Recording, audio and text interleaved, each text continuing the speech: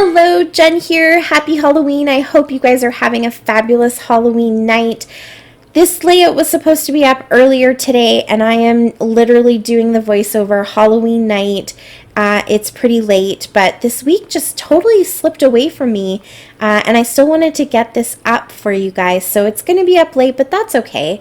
We're just going to go ahead and do it anyways. It's fun. It's festive. My kids have done the trick-or-treating and are back and have gone through all their candy and watched their Charlie Brown and other Halloween shows, and they're tucked away in bed. So what better time to do a pumpkin-y layout voiceover?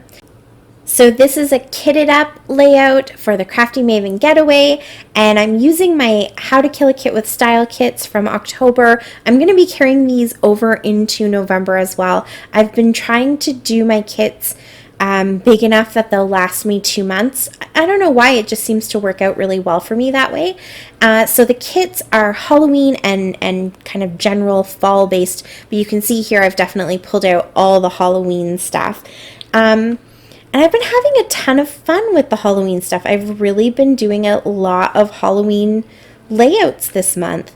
And I have bits and pieces from all over, from Dollar Tree and Dollarama, from Wild Whisper, from Recollections and K & Company, and just tons and tons of fun stuff. So yeah, it's been a good scrappy month. I'm making a huge mess here too. I'm doing this late at night because I find if I have an idea for mixed media and I know I want to do something that has a ton of mixed media, it's easier for me to do it the night before I actually want to start putting my layout together. And then that way it has the full night to dry. So I've used some Heidi Swap Color Shine and my watercolors, and I just used the smushing technique to smush a bunch of mixed media onto this plain white cardstock from Walmart. And now I'm just coloring some of that texture paste with that same Heidi Swap Color Shine. I'm going to smush it through a stencil. I think the stencil I pick is a Vicky Booten stencil, and it's just kind of these, are they pentagons or hexagons, or kind of, they're all just kind of wonky shapes like that, and I just wanted to add some texture on top of this pumpkin. It's going to be a pumpkin. I keep saying pumpkin, but right now I'm sure you're looking at it going, Jen, it's just a weird giant orange blob. But basically, while I was smushing down that mixed media, I had it in the back of my head that I wanted this to end up being a really kind of fun, sketchy pumpkin shape. So when I held that up, did you see the pretty shimmer that's in that orange? I love that, and that's why I wanted to use the watercolors, but I also wanted to get some of that Heidi Swap Color Shine in there because it has that beautiful gold shimmer to it. So I think it adds a lot of interest and depth to the mixed media. And since I have all of my stuff out already and I'm painting already, I'm going to go ahead and paint a bunch of these little wooden shapes. The ones that are on the plastic sheet, the bigger ones, those come from Dollar Tree, and they actually have little sticky backs to them, so that's kind of fun. And then the smaller ones that I'm pulling out of that little wooden box, those come from Dollarama.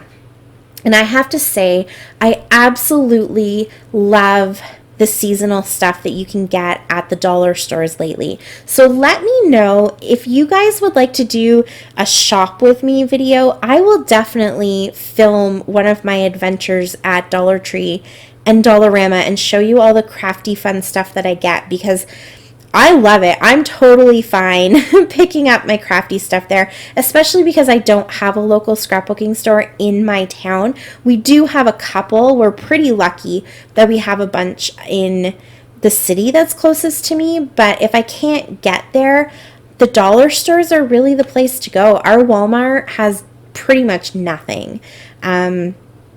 So yeah, the Dollar Tree and Dollarama is where I get a lot of stuff. So let me know if you want to tag along and see what kind of fun goodies I find there, because I can definitely do one of those videos. Now my ghosts were not looking as white as I wanted them to. So I just used some embossing powder, and it was kind of a sparkly one. I didn't have a really nice opaque white, but I put a bunch of layers of embossing powder, and they're still a little off-white, but they're good enough for me. They're kind of cute, and they have a lot of texture to them. So there, now you can see I've made my pumpkin shape. I was really inspired by a video that Missy Whedon recently put out where she doodled on her background, and it's something that I never really did. It was really trendy for a while. Do you remember that? Just like drawing little doodles and stars and hearts and stuff. And some people, it's very much a signature that they did for a long time, but I never really got into it. So when I saw Missy Whedon actually drawing on her layout, I thought, ooh, I'm going to do that too. And I instantly thought of this kind of sketchy pumpkin shape, and I'm so happy with how it turned out. I'm glad it turned out, because it was a little bit time consuming getting all of the mixed media and stuff in there. I mean, fun. It wasn't like I wasted my time, but you know, you put in all of that time, you want it to turn out, and I think it looks really cool, so I like it. So I've got my pumpkin in the background, and I've got my little pieces all painted, and so now I'm just going to add a bunch of layers behind my photo. I'm keeping to white, black, and orange. I'm not going to introduce any other colors than that. I just really want these bold Halloween colors. So this is a My Mind's Eye 6x6 paper pad that I used for a bunch of those layers behind my photo. And then this is some paper from Wild Whispers Halloween Night collection. And the My Mind's Eye paper pad, it slightly has that distressed feeling to it, and so it's not a true white. It's definitely more of a cream. So I was really careful to pick only the papers that kind of made that cream look the whitest, I guess you could say. But I wanted to have some true white in my background too. So that's why I pulled out that Wild Whisper paper, and it just has all kinds of fun words on it, like pumpkin carving and Halloween night and trick or treat and stuff. So I'm going to place my photo where the Halloween night is showing right underneath it. And that other text paper from the My Mind's Eye pad, it says things like pumpkin carving and jack-o'-lantern too. So when I was placing the photo on top of it, you saw me kind of trying to decide where I wanted it to be placed. It was because I wanted that jack-o'-lantern to be showing right above the picture. So I've got all of my layers, and now these are all of my little embellishments that I've been using. And if you have been following along all month long, you'll remember how full this bag was. There were tons and tons of embellishments in it, and it's getting pretty empty now. So I have to say I'm pretty happy with how much I was able to use, and I think I have a few Traveler's Notebook layouts that I need to do from last year's Halloween. I can probably get most of those die cuts used up. So I think that this is definitely going to be a kit that I kill pretty completely, which excites me. So I've gone ahead and put some foam in behind my layers, and I picked out a whole bunch of die cuts, again going only for the oranges, whites, and blacks. So I didn't pick anything that had any green or purple or any other colors. I don't want to introduce any other colors. I think that these three colors are so iconically Halloween, and they all make each other just stand out so nicely. And so basically it's just a matter of kind of playing around with all of the little elements that I have.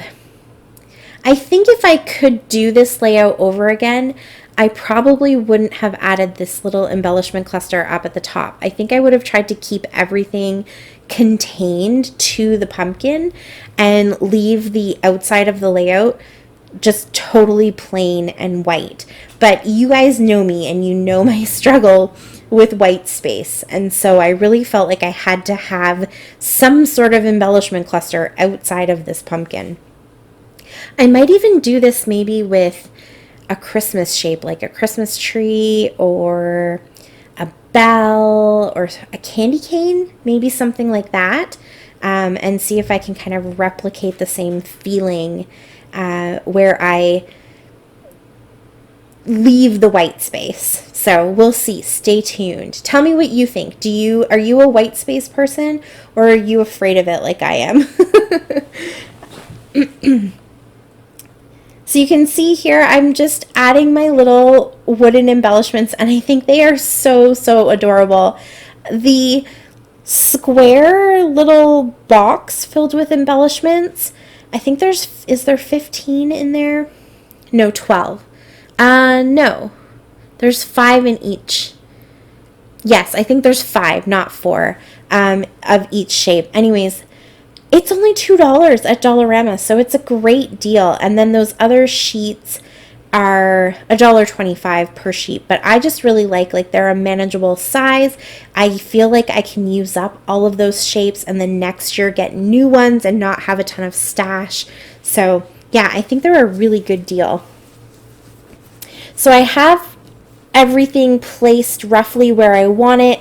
And then while I was going through some of the little stickers and embellishments that I have kind of sitting in a container beside me, I found these rub-ons, and I don't know where they came from, but man, do they rub on nicely. I was really surprised. I feel like they might have come from a swap that we did or something like that, and I thought they weren't going to work out, but I wanted to give them a try anyways, and they rubbed off so well. And I really, really love the way that one pumpkin that I rubbed down behind my 2 wood veneer pumpkins, I love the way that turned out. It went right over the mixed media. It went right over all of the mists and everything. It looks really good. And so I used some of those little crosses around the edge of the layout too, and just kind of added a little bit of black into the edges of the layout to give the illusion of a border without completely outlining the layout. I also had a little bit of thread just sitting beside me, and I thought might as well throw that in there too. I have lots of different textures going on in this layout, and I think because of the sketchy lines of the pumpkin, adding the thread and just a bunch of different textures all just kind of helps to make it feel really fun and loose and yeah, kind of sketchy. And so I'm going to finish it off with some sequins. I have little orange sequins, and then here I have black and white sequins that I'm just going to scatter all around the layout. And some black India ink to do some really big, bold splatters. And that's it. That's my layout. I did add some enamel dots. Did I remember to tell you that? I don't think so. I added some enamel dots down there too. And voila, my layout is all done, and I love the way it turned out. It's so fun and different for me, and so I can't wait to experiment and play with this kind of technique again. Thank you so much for watching. I really appreciate it. If you have any questions, you can leave them for me down below, and be sure to check out the Crafty Maven Getaway channel and their blog, because there's always a ton of inspiration there almost every day. Until next time, happy scrapping. Happy Halloween. Bye.